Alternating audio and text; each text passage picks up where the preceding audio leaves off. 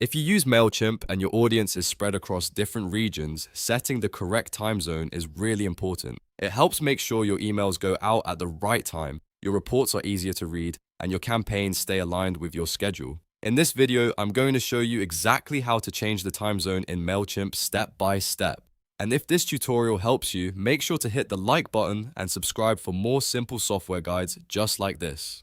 Alright, let's jump into Mailchimp. First, open your browser and go to Mailchimp.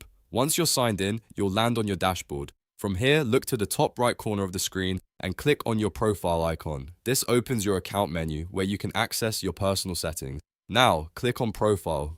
This takes you into your profile area where Mailchimp stores your account-related details. On the profile page, look for the Settings section. Click on Settings and then choose Details. This is the area where Mailchimp lets you manage personal and account preferences, including your time zone.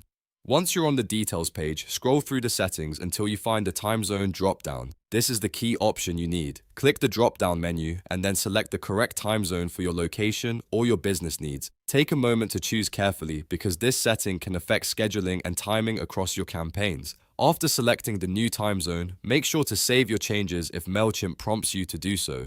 In some cases, the update may apply automatically, but it's always a good idea to double check that your selection has been saved properly. If you run scheduled campaigns, confirm that the sending times now match your intended time zone, and that's it. You've successfully changed the time zone in Mailchimp. It only takes a few clicks once you know where to go, and now your account should be better aligned with your local time or your campaign planning needs. If this video helped you out, please give it a like, subscribe to the channel, and turn on notifications so you never miss another quick tutorial. Thanks for watching, and I'll see you in the next one.